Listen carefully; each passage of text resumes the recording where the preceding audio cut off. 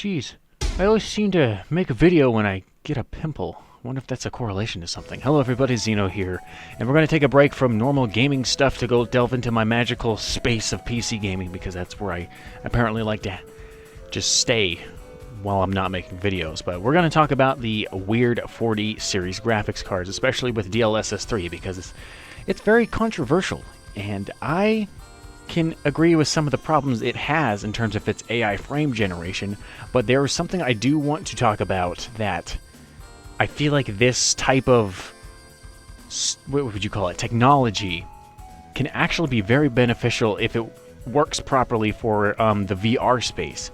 Now, I haven't been playing VR in a while. In fact, I think I just, where did it go?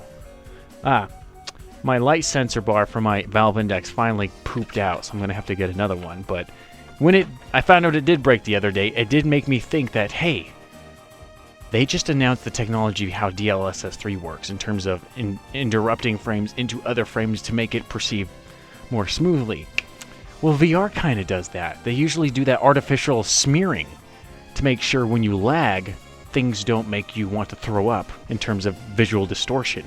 So I'm wondering if they can find a way to plug in DLSS 3 just into the VR, like the VR back end, because if you just had that work straight out of the box to artificially upscale your image to make images look sharper, which will help immerse yourself in VR games, and artificially create smoother frames, so even if it doesn't run up to snuff, games will look smoother and feel, I would say, more realistic. Maybe the smearing would be even worse in terms of how the AI makes in between frames, but I feel like it'd be a potential fix for a lot of VR games to now have the ability to push themselves even further graphically, because even some of the most graphically intensive VR games, like they showed Microsoft Flight Simulator playing with VR generated, not VR, AI generated frames from like 60 FPS to like 150 FPS, some ridiculous number like that. I don't have a RTX 4000 series. It wouldn't even fit in like freaking computer.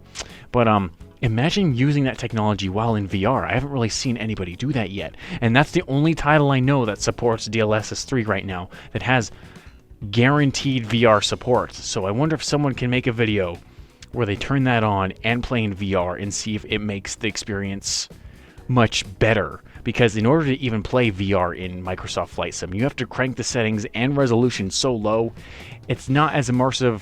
The only gimmick of it being immersive is the fact that you're in a plane flying in real locations around the world, and you get that faux depth, like sense of depth while you're flying it.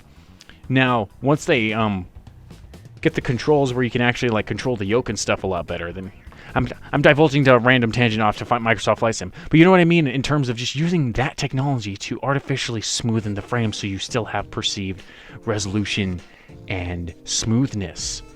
Games that you can just, since you already have the artificial resolution slider for most VR games where you can dynamically adjust it on the fly. Hell, even Steam's built-in VR software has it where it says auto. So depending on the load, it'll artificially sharpen and smooth, like upscale and downscale the resolution depending on your GPU load, which sometimes works and sometimes doesn't depending on your hardware. But just having that work dynamically with the AI generated frames and its built-in motion smoothing, I feel like it can almost completely fix any problem that VR will have. And I'm wondering why people aren't talking about it. I wonder if it's because we've had kind of a VR dead news.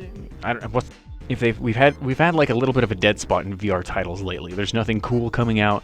The only thing I've noticed to me was probably Bone Labs, and I haven't even bought the game yet, and I can't even play it. But no new hardware is really coming out, and if it is, it's further down the line.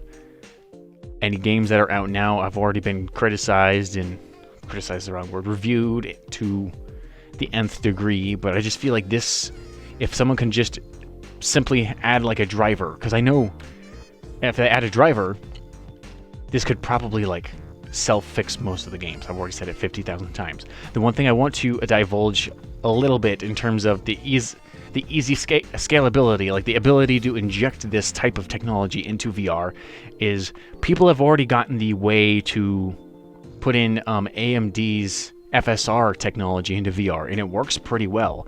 I force injected it into Pavlov, and it increased my performance quite significantly. The only thing I think it messed up was the ability to change resolutions on the fly, but that was probably it. But just imagine something as simple as a DLL file. You can just drag into your game's rendering pipeline folder, and boom, it works. Like, it adds up to a drop-down menu. You don't have to update the games. If it just worked through Steam's UI for VR, if it loaded in through that and then artificially generated frames through there, I think that'd just be a catch-all. And I just wanted to see what you guys thought about that idea, because I thought it would be pretty neat to see something like that implemented. I'm gonna probably not upload for a while again, because this is just a habit. A lot of things I do require a lot of work that's out of my scope, especially since I just play video games. But until next time, Xyno will be out of here. I hope you enjoyed the video, and I like that idea. I hope they implement this soon, because I haven't seen them talking about it. See you later. Don't trip on a rock, and subscribe.